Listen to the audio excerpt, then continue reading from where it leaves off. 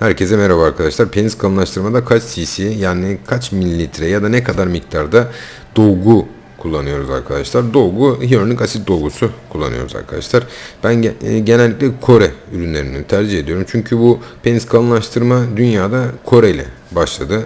Güney Kore bu işte öncülük etti. Tüm dünyaya da penis kalınlaştırma, hyaluronik asit dolgu enjeksiyonu uygulamaları yayıldı arkadaşlar. En çok da Kore'de yapıldığı için Kore ürünlerini tercih ediyorum arkadaşlar. Tabi bizim için yüksek yoğun ağırlıklı, çapraz bağın yüksek olduğu, kalınlaştırma için kullandığımız hyaluronik asitleri sert gruba giren dolgular bizim için daha kıymetli, daha uzun ömürlü oluyor arkadaşlar baktığımızda.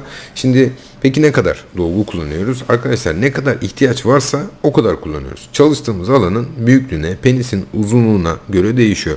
Şimdi küçük bir penise büyük miktarda dolgu koyamazsınız. O zaman şekil bozukluğu olur. Ya da uzun bir penise az miktarda dolgu koyamazsınız arkadaşlar. Bizim kullandığımız dolgu miktarı minimum 10 cc ile 20 cc arasında değiştiğini söylemek lazım.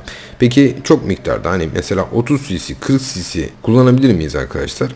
Bu kadar miktarda dolgu kullanmak aslında riskli diyebiliriz. Hani penis çok büyüktür, belki kullanılabilir ama yani küçük bir penise yüksek miktarda dolgu koyarsak ne olur? Ne gibi sıkıntı olur? Şöyle bir sıkıntı oluyor arkadaşlar. Şimdi dolguyu koyduğunuz zaman ilk başta 10 cc bir dolgu yerleştirdiniz diyelim. O dolgu bünyesine su toplayana kadar ilk koyduğunuz anda çok fazla bir hacim göstermiyor arkadaşlar. O dolgu bir hafta içerisinde yavaş yavaş bünyesine su topladıkça belli bir hacim almaya başlıyor. Şimdi eğer yüksek miktarda dolgu koyarsanız o hacim aldıkça cildin altından cildi yukarı doğru bastırarak cildin kanlanmasını bozabilir. Belli noktalarda ciltte nekroz dediğimiz küçük böyle yuvarlak dairesel şekilde nekroz yani doku kayıpları, deri kayıpları gözlenebilir arkadaşlar. O yüzden çok miktarda bir anda çok miktarda koymamak lazım. Hasta istiyorsa belki 2 aşamalı olarak bu işlem yapılabilir arkadaşlar. Ama onun dışında bir ilk anda yüksek miktarda dolgu koymak sıkıntılı. Çünkü bunun örneklerini gördük. Dış merkezde yapılmış dolgu enjeksiyonlarında küçük böyle metal para büyüklüğündeki alanlarda cilt nekrozu ya da cilt harabiyeti olduğunu gördük. Bunlar kendi kendine zaman içerisinde iyileşiyor ama hastada o an için kötü bir görüntü oluşturuyor tabi. Hastanın keyfini kaçırıyor arkadaşlar. Bir de şunu söylemek lazım. Penis kalınlaştırma gövdeye yapılan bir işlem. Penis başına yapılan bir işlem değil. Eğer kalınlaştırmayı çok yaparsanız bu sefer penisin başı küçük, penisin gövdesi büyük olarak gözükebiliyor. Bu da tabi bir kozmetik açıdan farklı bir değişik bir görüntü yaratabiliyor. Birbiriyle penisin başı ile penisin gövdesinin birbiriyle uyumlu olması daha iyi oluyor arkadaşlar. Penis başını büyütmek için yapılan özel bir dolgu enjeksiyon sistemi şu anda yok. Özel bir sistem geliştirilmedi. Var bununla ilgili yapılmış çalışmalar da var. Penis başına 3 cc, 4 cc hyaluronik asit dolgu enjeksiyonları yapılmış yayınlar var ama bunların bir kısmında arkadaşlar penis başının kanlanmasını bozabiliyor.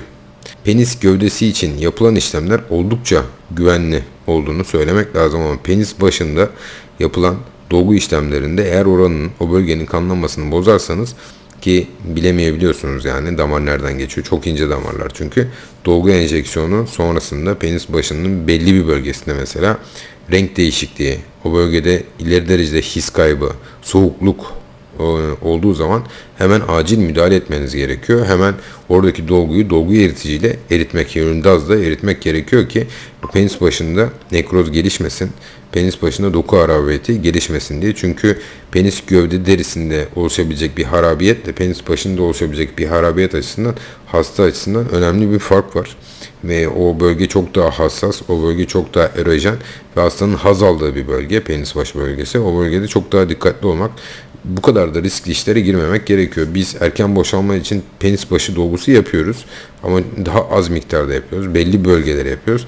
O yüzden yani güvenli bölgeleri yaptığımız için kafamızda herhangi bir soru işareti kalmıyor ve hastayı yakından takip ederek yapıyoruz bu işlemi. Ama dediğim gibi penis başını büyütmek için yani gövdeyle beraber başı da büyüteyim derken Türkiye'de rutin yaptığımız bir işlem değil açıkçası arkadaşlar.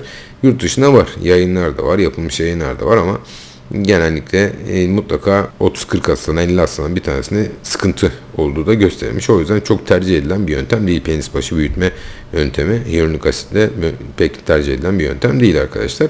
Onun dışında dediğimiz gibi videonun konusunun cevabı tamamıyla çalıştığımız alanın büyüklüğüne bağlı olarak değişiyor arkadaşlar. Kullandığımız hyaluronik asit dolgu enjeksiyonunun miktarı Genel olarak bu şekilde dinlediğiniz için teşekkürler. Saygılarımla.